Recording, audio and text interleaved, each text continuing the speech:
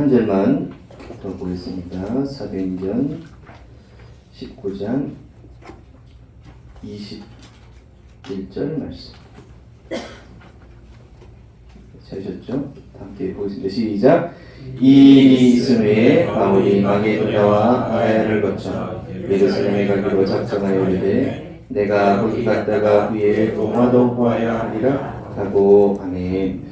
오늘의 말씀 제목은 최고의 이정표 두란노 운동입니다. 우리 사도행전 19장 8절에서 10절 말씀은 여러 번 메시지를 통해서 많이 나왔던 메시지죠. 바울이 회당에 들어가서 말씀을 전하는데 듣는 사람도 있고 또 비방하는 사람은 반대하는 사람이죠. 그래서 그 회당을 떠나서 어디로 갔습니까? 두란노 서원. 우리 기독교 책 보면은 유명한 서점이죠. 두란노 서원, 두란노 많이 나오고 있는데 그곳에서 제자들을 따로 세우니. 그래서 어제도 우리 렘넌트들이 함께 마산 먼 길을 거기 다녀왔는데 전도 신학원이죠. 그래서 서원 이 말은 아카데미라 해야 되니까 좋은 그런 도서관 뭐 이렇게 표현할 수도 있는데 그 지역에서 2년 동안 지속을 했더니 아시아에 사는 유대인들은 유대인이나 헬라인이나 다 주의 말씀을 듣게 되었다. 그래서 우리가 신학원의 신학원을 시작하게 되는 근본이 이 본문 말씀이죠. 전 지역에 아시아에 사는 전 지역 유대인이나 헬라인이나 다 들었단 말은 모든 사람이 다 들었다 말이죠. 우리 렘넌트들을 통해서 옥포, 또 거제와, 통영, 양산, 김해 전 지역의 사람들이 다 주의 말씀을 듣기를 예수님의 이름으로 축원드립니다. 아멘. 그 사람을 보고 증인이라고 그래요. 증인. 우리가 성경에 있었던 응답 그대로 받게 되어지는 그런 응답의 사람이 되어져야 됩니다. 이 사람을 보고 우리가 렘넌트다 그랬는데 렘넌트 아볼로 우리 지난주 말씀을 통해서 렘넌트 아볼로는 어떤 사람이었습니까? 렘넌트란 말은 어린 나이의 사람을 말하는 것이 아니라 복음을 가지고 깨달은 사람입니다. 무엇을 깨달은 사람? 사단의 함정, 틀, 올무. 우리 대학 또 청년 올라와 말이지만 전 세계가 지식이 높아지면 높아질수록 성공하면 성공할수록 더 깨끗해지고 착해지고 깔끔해지고 그게 아니라 이 눈에 보이지 않는 사단의 창세기 3장 나 중심, 창세기 6장 육신 중심, 창세기 11장 잘못된 성공 중심으로 가게 되고 있습니다. 모든 사람이 여기에 빠져 있습니다. 그리고 우상, 점술, 종교. 오늘 사도행전 19장 드디어 왔는데 전 세계가 이 흐름 속에 있습니다. 개인에게는 영적 문제, 우상 문제, 정신 문제, 육신 문제, 내생 문제, 후대 문제, 해결할 수 없는 이 문제 레파토리 속에서 살아가고 있는 것을 알고 있는 사람이 바로 렘넌트입니다. 그래서 데살로니가에서 증거된 복음, 어떤 복음입니까? 그리스도의 당위성. 예수님이 그리스도십니다. 이런 수준이 아니라 예수님이 그리스도일 수밖에 없는 이유. 예수님이 고난 받으셨습니다. 패션 오브 크라이스트 영화 보셨습니까? 예수님 채찍에도 맞으시고 여기 보셨듯이 손에도 발에도 못이 찔리시고 마지막에는 죽었는지 안 죽었는지 원래는 어떻게 확인해야 돼요? 사람이 죽었는지 안 죽었는지 확인해야 되니까 다리를 꺾어야 되는데 예수님 죽은 게 확실하니까 이 사람들이 창으로 예수님 옆구리에서 물과 피가 다 쏟아지는지 확인하게 돼요. 그래서 예수님이 고통받아야 되는 이유, 예수님 고통받으셨다, 아이 불쌍하다 이런 말이 아닙니다. 예수님이 왜 고통받으셔야 됩니까? 나의 죄를 위해서, 나의 허물을 위해서 고통받으셔야 돼요. 예수님이 부활하셨어. 우리가 곰과 사자가 굴 속에 들어가가지고 마늘 파 뿌리 뿜어먹고 사람이 됐어요. 그런 전설적인 신화적인 그런 얘기가 아니라 예수님이 왜 십자가에서 죽으시고 3일 만에 부활하셔야 됩니까? 예수님이 그리스도라는 증거로, 하나님이라는 증거로 부활하셔야 됩니다. 그게 바로 예수님이 그리스도에 되는 이유, 당위성이다. 이 당위성을 아는 사람이 바로 렘넌트입니다. 전 세계가 지금 많은 고통을 받고 있는데 영적인 눈으로 볼 수 있어야 된다 이렇게 얘기했죠.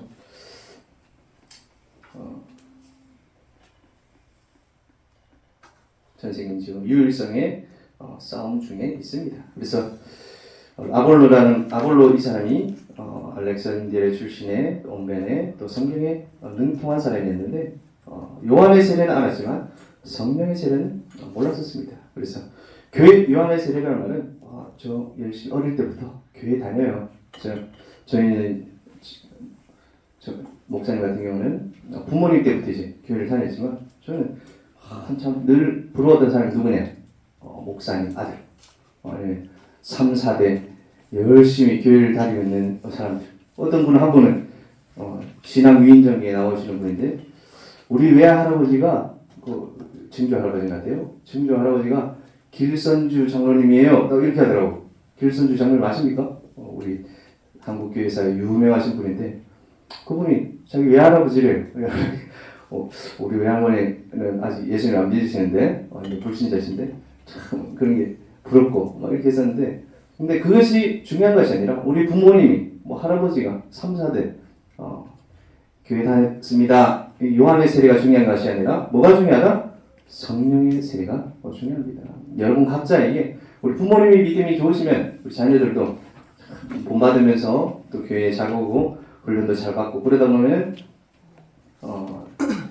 본인이 복음이 개인화되어 줄 수 있는 좋은 기회가 되는 것은 맞지만 복음은 결국에는 개인입니다. 내가 그 복음에 대해서 답을 냈냐 안 냈냐 어느 정도로 답을 해야 됩니까?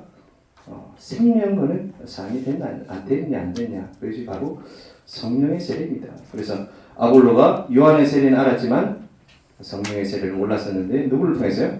브리스길라 아볼로를 통해서 갈보리산 예수 그리스도께서 십자가의 모든 문제를 다 끝내셨구나. 감람산 40일 동안 미션을 하나님 나에게 주신 미션이 무엇입니까? 세상에 많은 사람들이 있지만 아볼로를 통해서 나를 통해서 하실 일이 무엇입니까? 미션이 무엇입니까? 그 받는 시간이 바로 감람산 40일 마가다락방 10일 집중적으로 기도했더니 성경 말씀을 붙잡고 언약을 붙잡고 기도했더니 누가 오셨어요? 성령 하나님이 처음으로 마가다락방에 오셨어요. 지금은 시간이 정해져 있어요? 안 정해져 있어요? 정해져 있지 않습니까?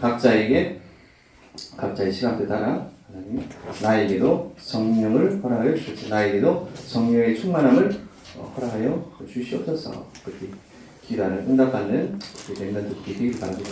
그러면 지성과 영성, 실력과 영성, 세상의 공부, 하나님 지식 두 개를 겸비하니까 많은 사람을 살리는 아볼로가 되었다. 그 아볼로 마찬가지로 사도행전 19장에서도 우리 바울이 유대인들에게 헬라인들이 복음을 전했죠. 그래서 요한의 세례를 아느냐? 모릅니다. 그러니까 마찬가지로 아볼로에게 브리스길라 아울라가 전도를 했듯이 바울도 제자들에게 예수님에 대해서 성령에 대해서 전달했습니다. 갈보리산, 감람산, 마가다락방 마찬가지로 바울도 스스로 하나님께서 빛으로 오신 예수 그리스도 나에게 오신 예수님에 대해서 전달을 했습니다.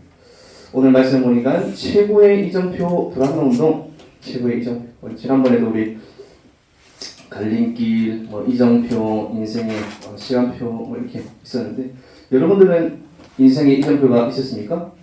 아직 고3들이 안 돼가지고 다들 고3을 향해 다 달려가고 있는데 인생의 아주 큰 이정표 중에 하나가 고3일 수도 있습니다. 고3 또 수능 또 어떤 사람들은 사업 또 어떤 사람들은 내가 목표하고 있는 그 현장 이정표. 그래서 많은 이정표들이 언제 많이 오냐?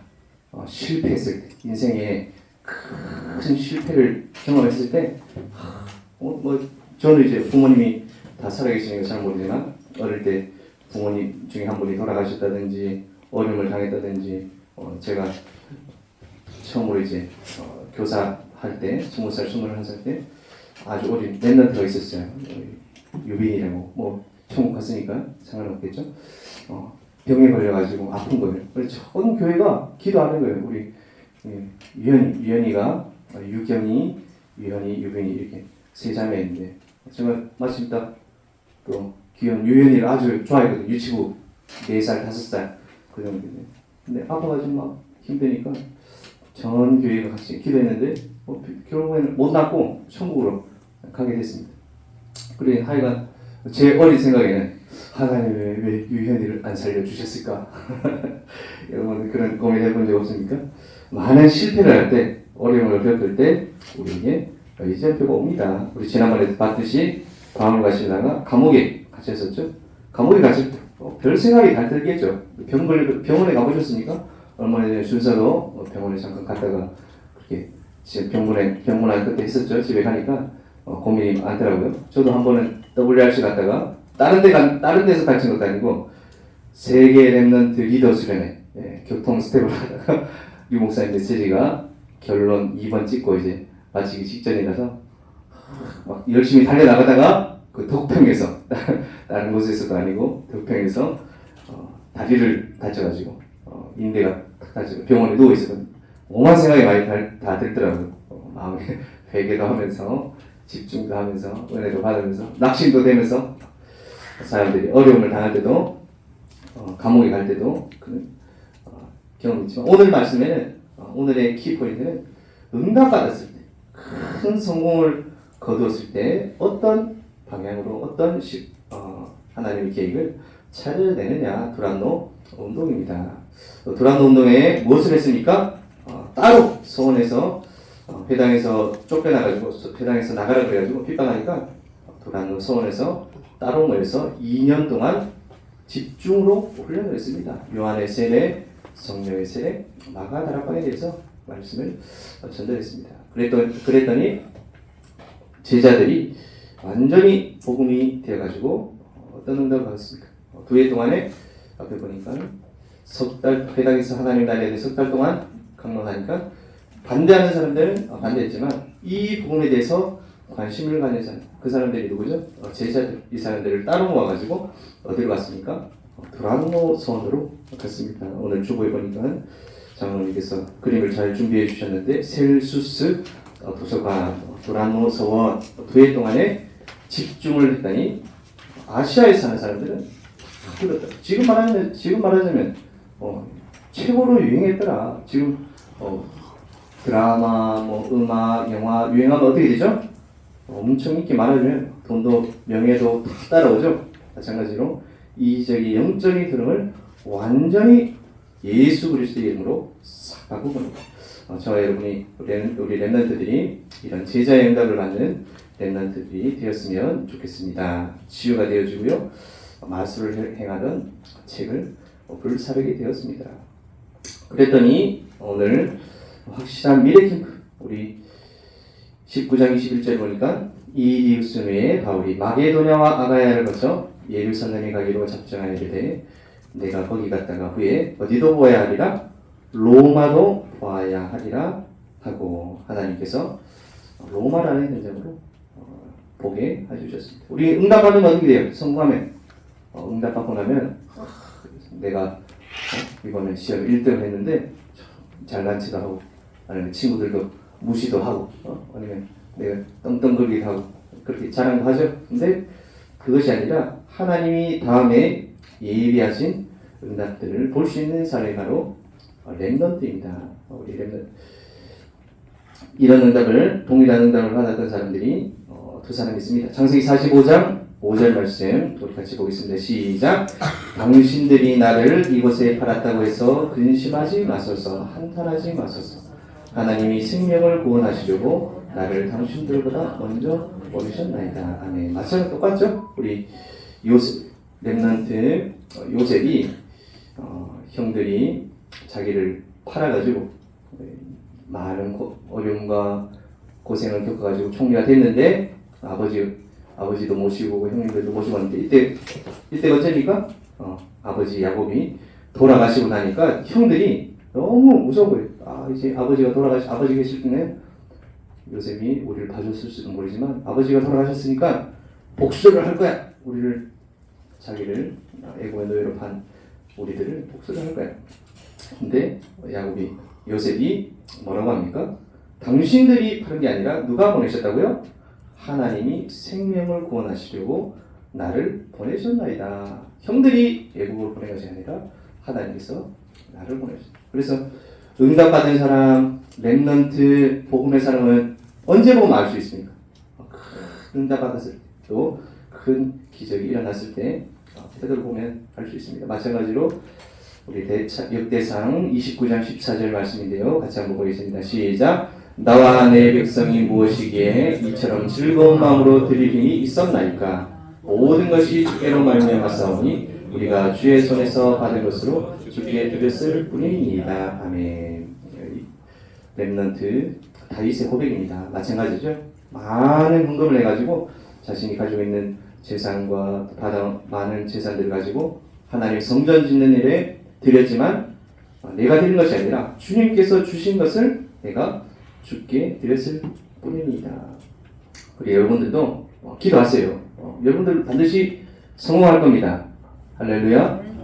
성공할 게 분명하니까 준비를 하셔야죠. 성공해가지고 나 지금까지 못해왔던 나쁜 짓을 많이 해야지. 우리 지금 많은 정치인들, 성공자들 지금 그 사람들이 그렇게 마음속에 숨겨놨다가 하고 싶어서 그런 게 아니라 숨겨놨다가 나도 모르게 나쁜 짓을 해가지고 지금 많은 문제들이 되고 있죠. 여러분들 성공할 게 분명하기 때문에 나는 복음 중심으로 하나님 중심으로 또 성전 중심으로 살 것이다. 이것이 바로 렘넌트 바울, 렘넌트 요셉, 렘넌트 다윗의 중심입니다. 여러분들이 그 렘넌트들과 같은 중심을 준비하는 렘넌트 되시기를 예수님의 이름으로 축원합니다. 그래서 지난번에 바울과 실라가 어디에 감옥에 갇혔을 때, 우리가 많은 문제들이 왔을 때도, 어려움이 왔을 때도 하나님 계획이 무엇일까요? 이렇게 생각하는 것도 아주 좋은 방법입니다. 여러분들이 어려움이 왔을 때 하나님의 계획이 무엇입니까? 하나님의 뜻이 무엇입니까? 감옥에 가야 됩니까? 안 가야 됩니까? 이거를 누구한테 물어봐야 됩니까? 하나님께 물어보고 복음 중심으로 생각하고 전도 중심으로 생각하다 보니까 우리는 로마 시민권이 있지만 감옥에 가서 하나님의 계획을 발견해야 되겠다. 그래서 간수장과 그 가족들이 다 믿고 그 지역에 교회가 세워지는 그런 응답을 받았습니다. 마찬가지로 성공했을 때도 마찬가지로 하나님의 계획이 무엇입니까? 사도행 23장 11절에는 보니까 사도 바울이 법정에 섰을 때 담대하라, 예루살렘에서 나의 일을 증언한 것 같이 로마에서도 증언하여야 하리라. 하나님께서 말씀을 주셨습니다. 우리도 잘 아시다시피 풍랑 맞는 바울에게 바울아 두려워하지 말라, 네가 가이사 앞에 서야 하리라. 하나님께서 말씀을 주셨습니다. 우리 영상을 하나 보겠습니다. 선지자 요나, 풍랑 만난 바울같이 풍랑 만난 선지자 요나. 이 이야기에는 무척 전형적인 인물들이 등장하지만 역설적이게도 그들은 우리의 기대와는 정반대로 행동합니다. 먼저 하나님의 사람인 선지자가 등장하지만 그는 반항적이고 하나님을 싫어합니다. 그런데 정말 부도덕할 것 같은 선원들은 오히려 유순하고 회개하는 마음으로 하나님 앞에 겸손히 나아오지요. 또 세상에서 가장 강력하고 잔인한 제국의 왕은 어떤가요? 그는 요나의 5마디뿐인 설교를 듣고 하나님 앞에 자신을 낮춥니다. 심지어 왕의 소떼마저 회개하죠. 이런 종류의 이야기를 우리는 풍자라고 부릅니다. 이는 극단적인 상황에 놓인 잘 알려진 인물들에 대한 이야기인데요. 유머와 반어법을 사용해 그들의 어리석음과 성격적 결함을 비판하죠. 그럼 이제부터 이야기를 자세히 들여다보도록 하겠습니다. 이야기는 하나님이 요나에게 이스라엘의 적국인 아수르의 수도 니느웨로 가서 그들의 죄악과 불의를 질책하라는 임무를 주시는 걸로 시작합니다. 그런데 요나는 동쪽 니느웨로 가는 대신 반대 방향으로 향합니다. 그리고 가능한 한 가장 먼 서쪽 다시스로 향하는 배를 발견합니다. 여기서 드는 질문은 바로 왜냐는 건데요. 왜 요나는 도망칠까요? 두려운 걸까요? 단지 니느웨 사람들이 싫은 걸까요? 아직 그 이유는 안 나옵니다. 어쨌든 하나님의 사람이 하나님으로부터 도망가려고 합니다. 그는 이방 선원들이 가득한 배에 올라타고는 배 밑창으로 내려가 누워서 깊이 잠이 듭니다. 그러자 하나님은 큰 폭풍을 보내 그분의 선지자를 깨우시죠. 그때 역설적으로 가판 위의 선원들은 멀쩡하게 깨어서 무슨 일이 일어나고 있는지 다 깨닫고 있고요. 그들은 이 상황이 신의 능력에 의한 거라는 걸 분별할 줄 압니다. 그래서 그들은 제비를 뽑아 요나가 문제의 장본인이라는 것을 알아낸 뒤 그에게 자신이 누구인지 설명하라고 요구하자 요나는 종교적인 말들을 주절주절 늘어놓습니다. 나는 히브리 사람이요 바다와 육지를 지으신 하나님을 경외하는 사람이요 라고 말이죠.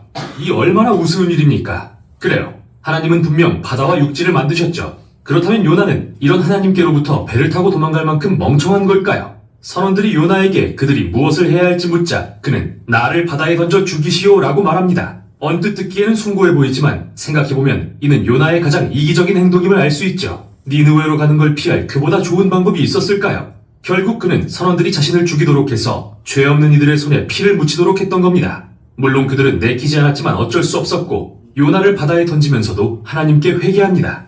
폭풍은 잠잠해졌고 그들은 이제 이스라엘의 하나님을 경외하게 되었죠.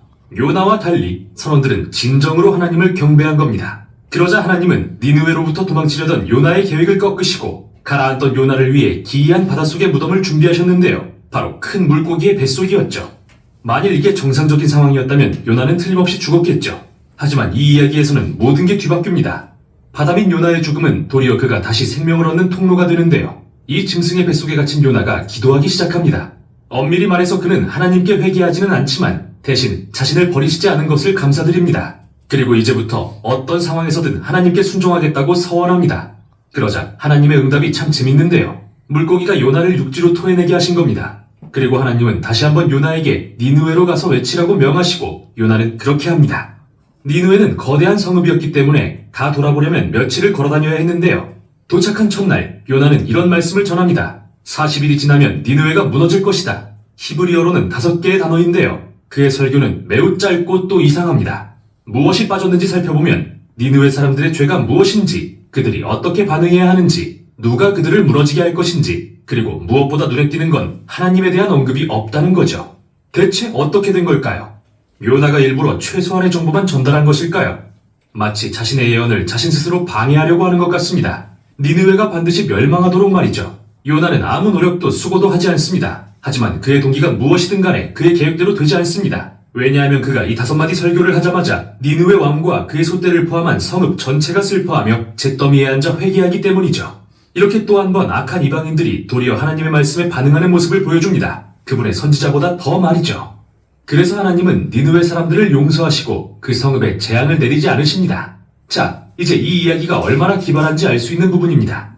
요나의 짧은 설교의 마지막 단어인 무너지리라는 정확히는 뒤집어진다는 뜻인데 이는 마치 소돔과 고모라의 경우처럼 성읍이 전복되고 파괴될 것이라는 말도 되지만 무언가가 변하다, 즉 뒤집히거나 정반대로 달라진다는 의미로도 사용될 수 있습니다. 그러니 우습게도 요나의 예언은 결국 실제가 됩니다. 그가 의도한 대로는 아니지만 니느웨가 정말 뒤집어진 것이죠.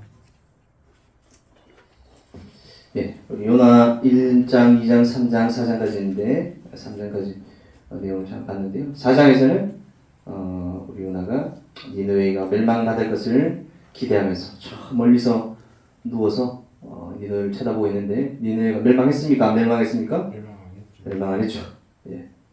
대신에 자기가 그늘로 삼으려고 있었던 호박뭉쿨이 말라버리니까 하나님께 도리어 이걸 뺏어가냐고 화를 내죠. 하나님께서 이 니느웨의 수많은 영혼들은 슬퍼하지 않으면서 왜 이 호박뭉쿨 말른 거 가지고 화를 내냐고 이렇게 나오는 내용이 나오는데요. 요나 잘 아시는 우리 선지자인데요. 이 요나가 하나님께서 니느웨를 가라니까 도망가죠. 다시스로 도망갑니다. 왜요? 복음이 전달되어지면 이 사람들이 다 회개하고 구원받을 용서받을 것을 아니까. 요나 니느웨가 어디입니까? 니느웨?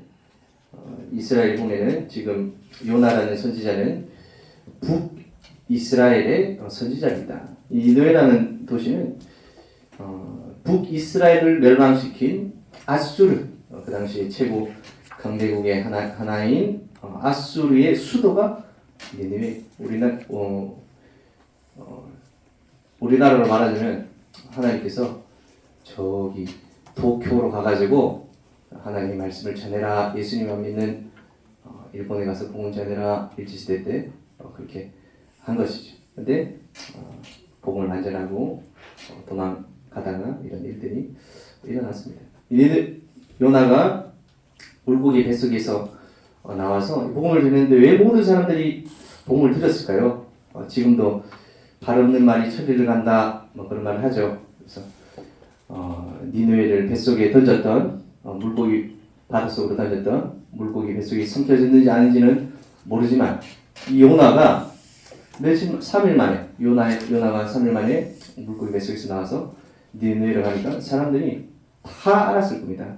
저 사람이 바로 하나님의 말씀을 어기고 니느웨의 복음을 안전하러 도망가다가 물속에 빠진 요나 선지자구나. 근데 그 사람이 3일 만에 바닷속에 있다가 나타났어요.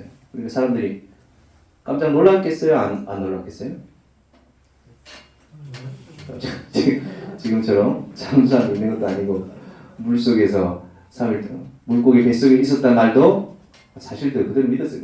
하나님이 회개하지 않으면 완전히 멸망받을 거라는 사실도 완전히 니느웨에 이미 왕과 신하들과 백성들이 다 알고 있으니까 이 요나의 말을 들어야 되겠구나. 마찬가지로 사도 바울이 풍랑 만났을 때 많은 죄수들과 또 군인들과 또 선주 선장 그 사람들이 가자고 할 때 바울이 가면 안 된다. 풍랑이 나타난다고 했는데 그 말 그대로 되었죠. 근데 바울이 기도했을 때 그 풍랑이 멈추고 모든 사람이 살아나게 된 그런 은혜가 받았습니다. 그래서 오늘 키포인트가 두 가지인데요. 첫 번째로는 실패했을 때도 그렇고 성공했을 때도 마찬가지로 우리가 하나님의 계획, 하나님의 뜻을 발견하는 렘넌트가 되어야 됩니다. 두 번째로 오늘 사도 바울과 또 요나 말씀을 보면서 모든 준비를 누가 하셨죠? 하나님이 복음운동을 전도운동을 우리가 하는 것처럼 보이지만 하나님이 예비해 놓으신 로마 복음화, 또 니느웨 복음화, 우리 렘넌트들 각자에게 준비해 놓으신 복음화해야 될 그 현장이 예비되어 있는 줄 믿습니다. 그 현장을 찾고 발견하고 누리는 우리 모든 중고등부 렘넌트들 되시기를 예수님의 이름으로 축원드립니다. 네, 기도하겠습니다. 하나님 아버지 은혜를 감사를 드립니다. 최고의 이정표 두란노 운동 말씀을 통하여서 하나님 큰 응답과 성공을 거두고도 하나님 거기에서 교만하거나 멈추는 것이 아니라 더 큰 하나님의 계획, 로마 복음화의 언약을 붙잡았던 사도 바울같이 우리 모든 렘넌트들이 언약 속에서 복음 속에서 또 2030, 2080 시대를 살리고도 남을 만큼 큰 응답 받을 수 있는 우리 렘넌트들 되어줄 수 있도록 성령으로 인도하실 줄 믿고 기도드립니다. 또 하나님 그를 위해서 영적 그릇, 영적 준비가 되어지는 시간표 되게 하여 주시옵시고 하나님 사람들이 또 우리 인간의 능력으로 할 수 없는 많은 일들을 또 증인의 삶을 살아갈 수 있도록 하나님 축복하여 주시옵시고 말씀으로 인도하여 주시옵소서. 살아계신 예수 그리스도의 이름으로 기도드립니다. 아멘.